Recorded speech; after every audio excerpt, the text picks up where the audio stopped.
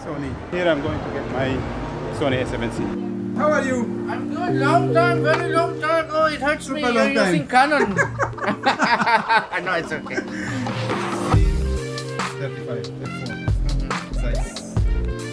And this is my Sony a7C.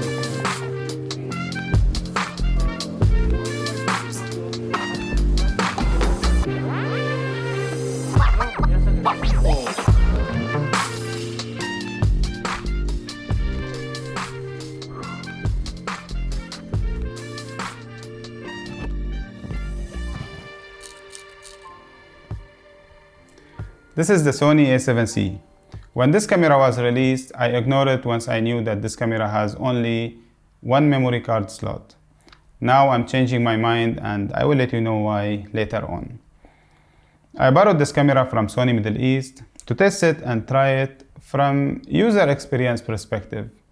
I've seen many reviews and there was some people who are complaining about the ergonomics and some of the features of this camera. So I want to try it by myself and see if those are critical issues or something I can get used to without affecting the quality of my content. And this is what I'm about to share with you today. So let's have a quick look at this camera and later on I will let you know my feedback and for who this camera is. So let's get started. Because of what I'm hearing from the online reviews, first when I hold this camera I notice the grip. Everybody's complaining that this camera has small grip, and I agree. When I hold it for the first time, this camera has small grip and it's not really comfortable, but it's not small the way they are describing. There's still room to hold it and there is no way the camera will fall out of your hand. There is also no custom buttons in this camera. It might be a big issue for some people, but for me personally, I've been using the Sony a7 III for the past 3 years. I never use custom buttons. And I'm sure there are so many people like me who's not using custom buttons. In this camera, there is no front dial over here. And this might be a problem for me because I use it a lot when I change the shutter speed on my Sony a7 III. Now, in terms of ports, this camera doesn't have the multimedia, macro USB, and this might be a problem for me if I connect it to the Ronin S. Hopefully, will be a way to connect it through the USB-C. And the biggest problem, this camera has only one memory card slot. This is one of my biggest problems, but if you ask me honestly, for the past years I'm shooting, how many times I experienced memory card failure, I will tell you 0. I never experienced memory card failure, but I like to shoot on 2 memory cards, redundancy to be more secure, especially if I'm shooting for client. Now, there are a lot of complaints about the EVF. The electronic viewfinder has the same resolution like my Sony a7 III, but this one is a lot smaller. Something expected when you are choosing to buy compact camera. Still, I appreciate that Sony included it, better than to exclude it and to give you the option to buy it externally.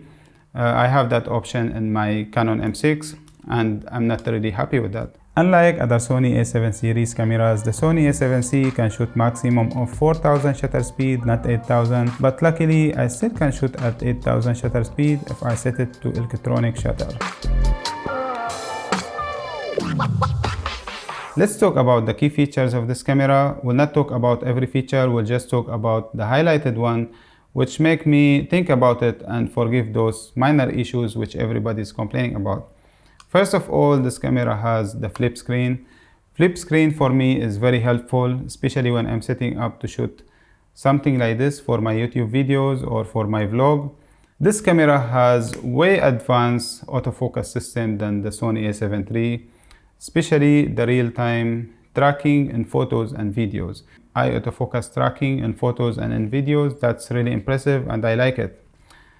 This camera as well has some more options in autofocus like transition speed to determine the speed when you are pulling focus, and that's very helpful for cinematic footage. Aside from that, this camera has improved color science and there is no limit when you are recording video.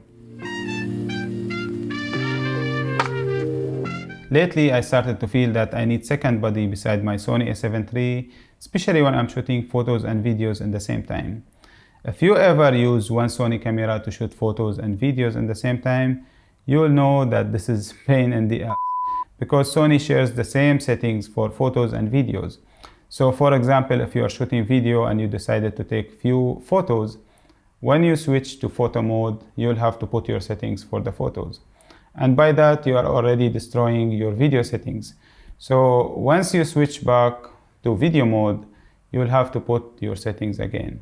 And that was my biggest problem, and that's why I was looking for second camera body. And believe it or not, Sony a7C was the only camera which passed my checklist, except having dual memory card slot. And as I mentioned earlier, it might be that the biggest problem, as I never experienced card failure for years of shooting. You just need to choose the right card, but still I prefer if I have dual card and more security. I'm not going to change my Sony a7 III with the a7C, but if I go back in time and I was asked to choose only one camera to do everything, my photos, videos, YouTube channel and vlog, it's going to be the Sony a7C. I guess this camera is an option for those who are using crop sensor cameras and they are planning to upgrade to full frame. This will be perfect choice. And actually this will be perfect choice for someone like me who is doing photography, filmmaking and has YouTube channel and vlog and looking for second camera body, especially if he doesn't have flip screen in his a7 III. That will be a great option. And this camera actually can be for whoever is starting his journey in content creating, photography, filmmaking, YouTube channel and vlog. This will be a great option. I cannot recommend anything else. And I wish if this was exist when I was started.